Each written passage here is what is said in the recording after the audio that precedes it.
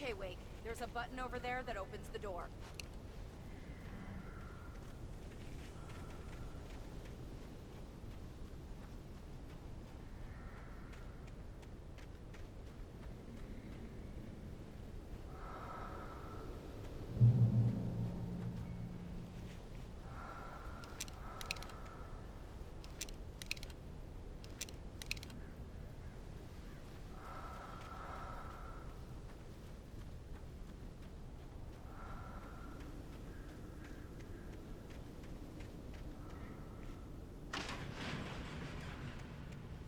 Something's broken. Hold the button down so we can get in.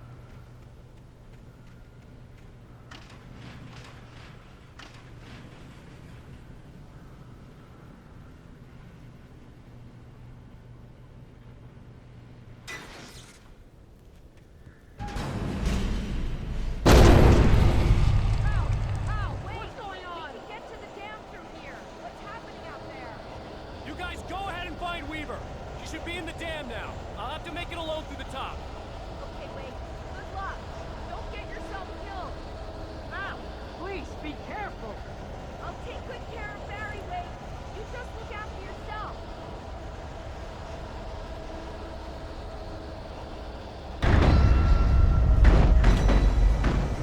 You're kidding me.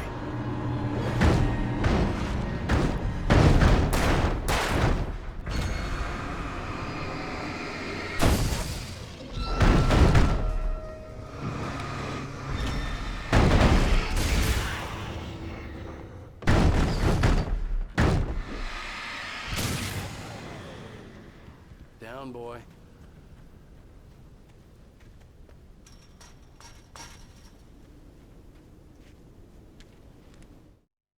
Thomas Zane knew he had to remove all that had made this horror possible, including himself. That was the only way to banish the dark presence he had unleashed and now looked at him through the eyes of his dead love. But he also knew that despite his best efforts, it might someday return. So even as he wrote himself and his work out of existence, he added a loophole as insurance, an exception to the rule. Anything of his stored in a shoebox would remain.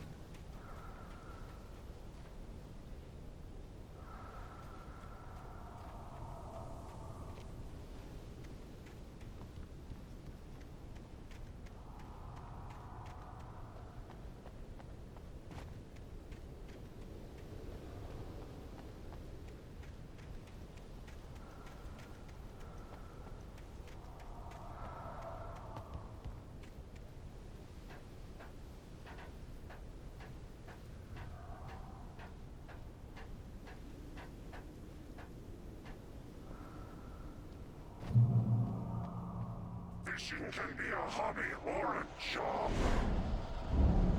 I was ridiculously outnumbered. The searchlight could even the odds.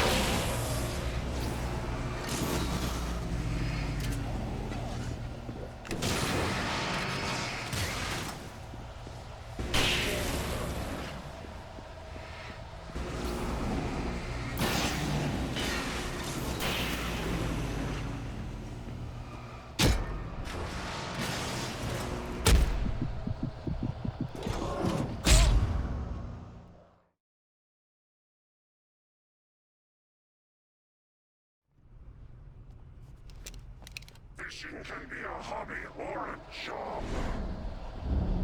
I was ridiculously outnumbered. The searchlight could even the odds.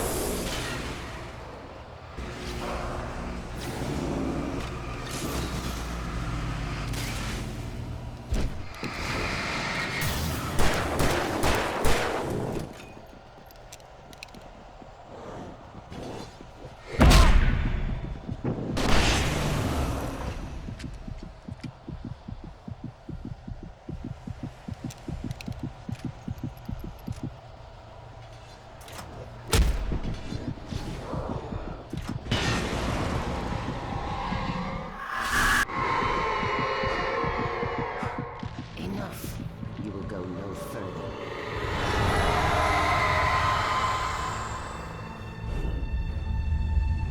Stop now.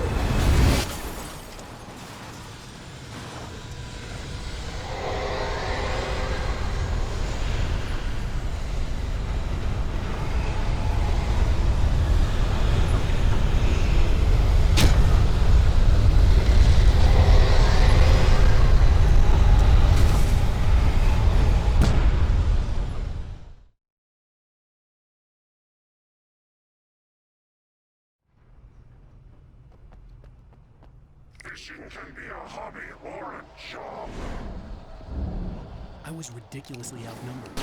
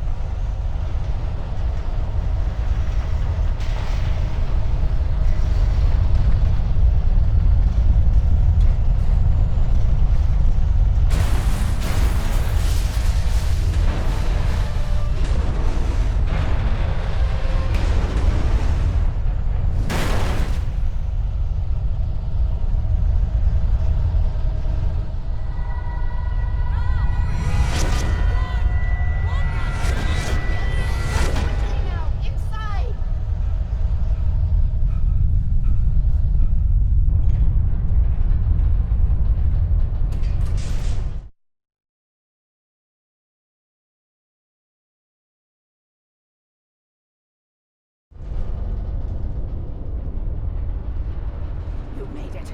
Well done. I'm glad I was wrong. It was a foolish chance to take.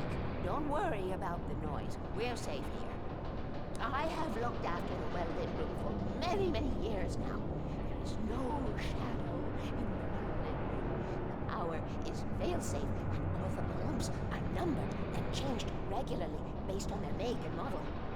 Right.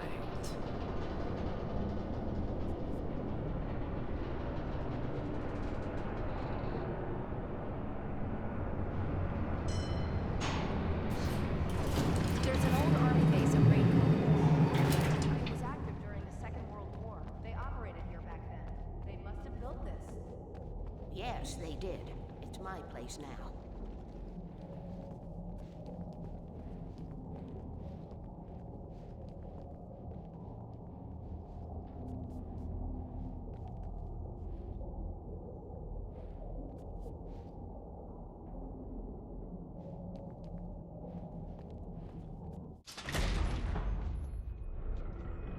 Take it, and I won't need to worry about the room anymore, because 6 and 33 and 118 need changing soon, and I don't want to climb up the ladder to change them because it's very late, and I'm tired. And if you take it, I won't have to do that anymore. The page was autobiographical, a memory from my childhood. But I didn't write this. It was a page written by Thomas Zane. None of them were supposed to exist anymore. Alan, 7 years old, would fight sleep to the bitter end. When he did sleep, he soon woke up, screaming, the nightmares fresh in his mind. One evening, his mother, sitting by his bed, offered him an old light switch. She called it the clicker, and flicking the switch would turn on a magical light that would drive the beast away. To imbue the talisman with all possible power, she added that it had been given to her by Alan's father. Alan never knew him, and anything of his took on mythical proportions in his mind. With the clicker firmly in his hand, Alan finally slept like a baby. Now, almost 30 years later, Alan thought of this as he stood on the rim of Cauldron Lake, the clicker in his hand. He took a deep breath and jumped. My mind swirled. I'd given the clicker to Alice, yet it was here. Zane had written it into existence, in a story I had written. I can get to her now. I can finish this.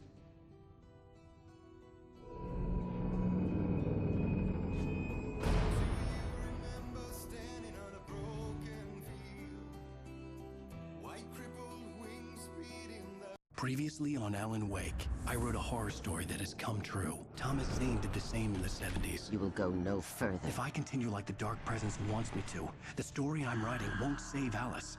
It's a horror story. No one will survive. You knew Zane! Thomas Zane! You're the Lady of the Light in the song! He left something behind to help me. The clicker. Alan thought of this as he stood on the rim of Cauldron Lake, the clicker in his hand. He took a deep breath and jumped. I can get to her now. I can finish this.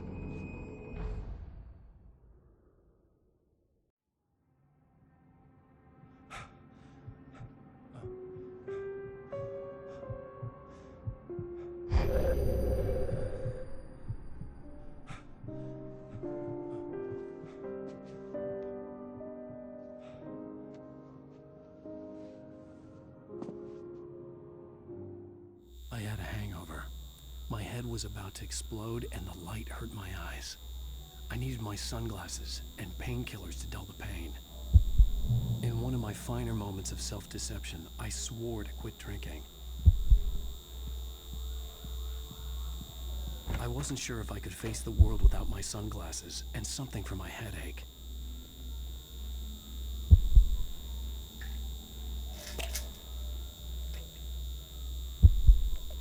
The pills worked fast. The prospect of being awake started to seem bearable again.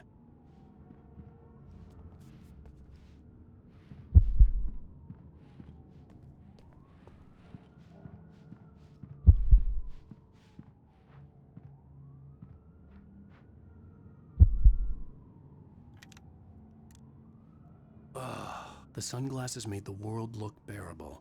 Now I could keep my eyes open without feeling like a vampire in the sun. There was a message waiting for me on the machine. You have one new message. Al! Are you still asleep? Wakey, wakey! You should have your show on your TiVo. If Alice wasn't too mad to record it. Yeah, she called me earlier and really chewed me out. Yeah, we went a little overboard last night. But parties are a part of this business. Al, look, I'm saying this as your friend. She's not doing your career any favors by trying to run your life like that, okay? I'll talk to you later, Al. Watch the show!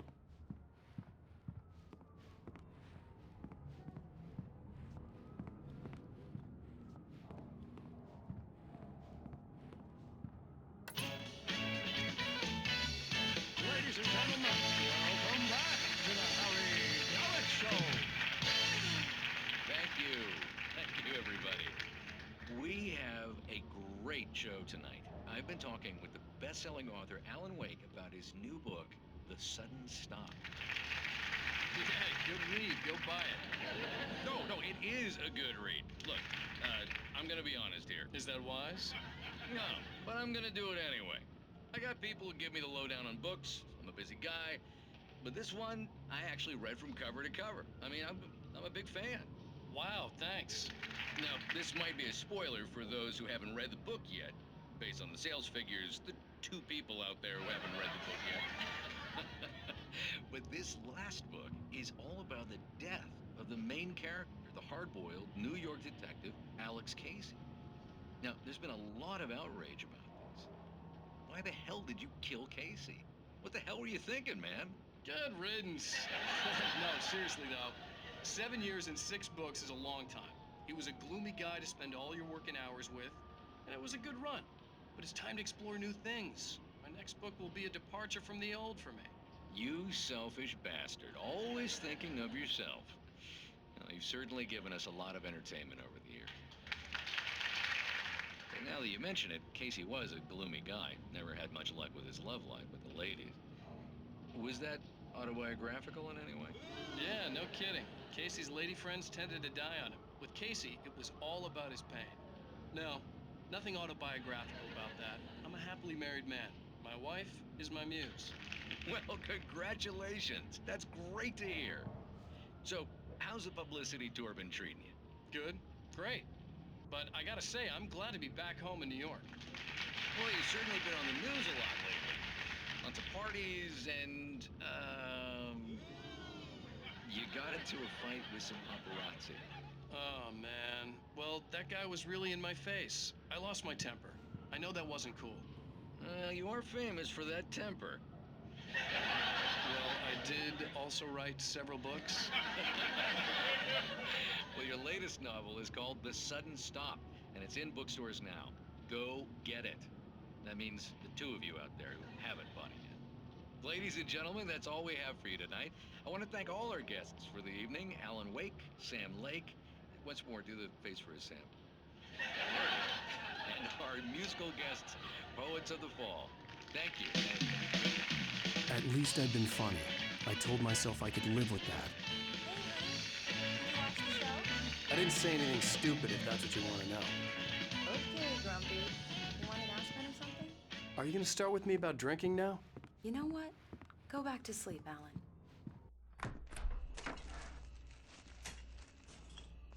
What? Now you can't even talk to me? Well, this morning I was angry because you said you'd be home at midnight and you showed up at 7 a.m. and passed out in mid-sentence. Now I'm over it. Are you angry? This goddamn tour. It's gotten out of hand. Oh, honey. It's almost over, right? We can get back to normal. Then you can start writing again. I'm sorry, honey. Alan, you're not thinking straight. Just take a shower and go back to bed, huh? Yeah, you're right, honey. I'm sorry. Once this is over, let's go away together. A vacation. Just you and me. Some peace and quiet.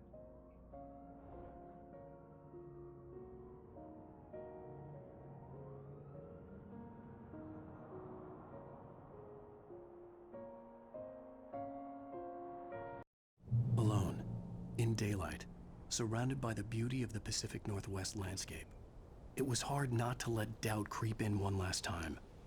I could still chalk everything up to a dream, a delusion, I had enough imagination to make up something like this, having been in the cabin all this time, trapped in a story inside my head, gone mad from grief over Alice's death like Hartman had claimed. There would be no way of knowing. I told myself it didn't really matter. My course was set.